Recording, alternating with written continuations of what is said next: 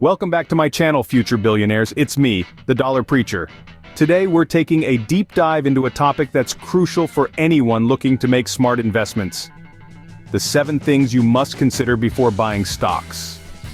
It's not just about picking a company and throwing your money at it. No, it's about making informed decisions, understanding the market, and knowing what to look for.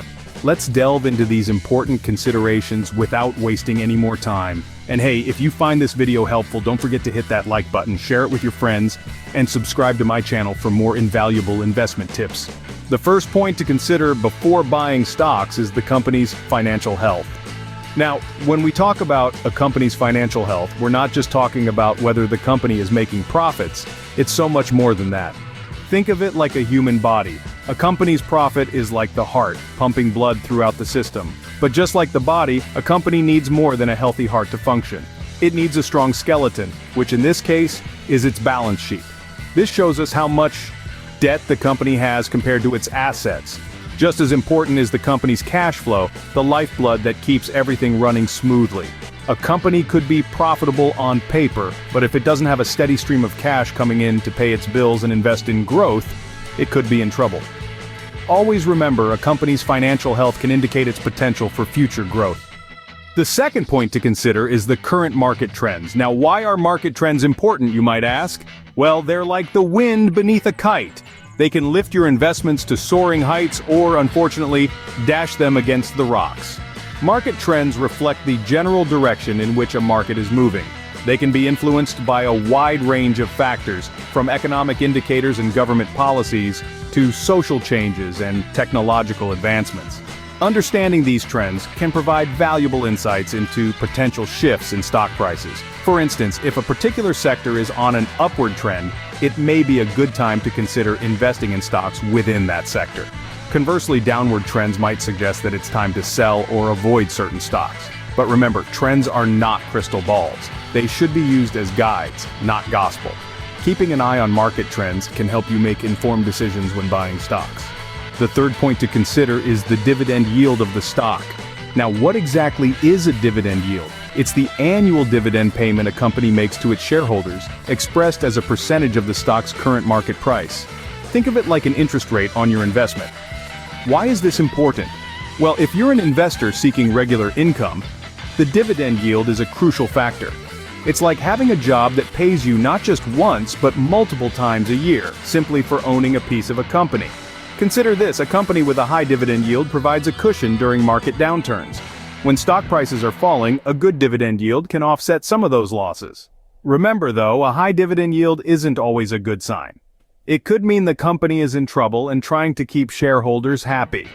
A good dividend yield can be a source of steady income, especially during volatile market conditions. Fourth on the list is the price-to-earnings ratio. Now, what is the price-to-earnings ratio, you might ask? Well, it's a measure that allows us to compare the relative cost of shares in different companies. Essentially, it's the price you pay for each dollar of a company's earnings. Let's say a company has a PE ratio of 15.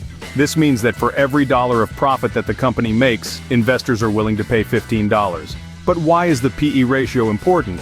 It's because it provides a benchmark for comparing the price of different stocks. If a company has a high PE ratio, it suggests that investors expect high earnings growth in the future. Conversely, a low PE ratio could suggest that the stock is undervalued or that the company's earnings are expected to decrease. A lower PE ratio could indicate a more undervalued stock, but always remember to compare within the same industry. The fifth point to consider is the competitiveness of the company. Now, why does that matter? Well, it's simple. The company's position in the market, its competitors, and its potential for growth all play a huge role in the value of its stock. Imagine this: you're in a race and you're betting on the fastest runner. Would you rather bet on the runner who has a track record of consistently outrunning the competition, or the runner who's always trailing behind? It's the same with companies. Those who lead the pack, who innovate, who adapt, those are the companies worth investing in. Moreover, the potential for growth is a significant factor. A company might be a small player now, but if it's showing signs of rapid growth and expansion, it might be worth the risk. After all, today's small player could be tomorrow's industry leader. A company's competitiveness can significantly impact its stock's performance. The sixth point to consider is the company's future growth prospects.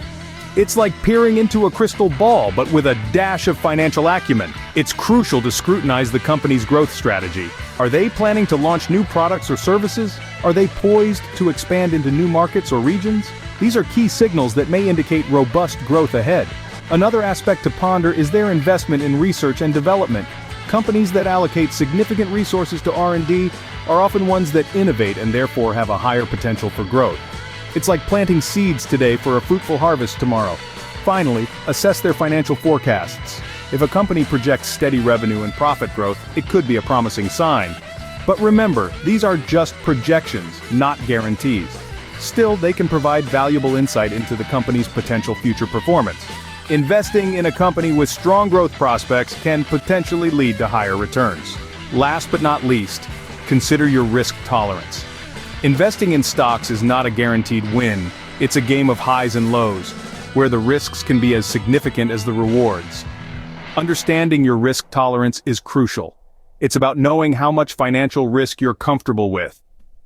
It's about being able to sleep soundly at night, knowing your investments won't lead you to financial ruin. Remember, always invest within your risk tolerance to avoid unnecessary financial stress. So there you have it, future billionaires. We've journeyed through the 7 key considerations when buying stocks: the company's financial health, current market trends, dividend yield, price-to-earnings ratio, company's competitiveness, future growth prospects, and lastly, your risk tolerance. Each point is crucial in its own right, forming a comprehensive guide to making informed investment decisions. I hope these points help you make informed decisions when buying stocks. Until next time, stay smart and keep investing wisely.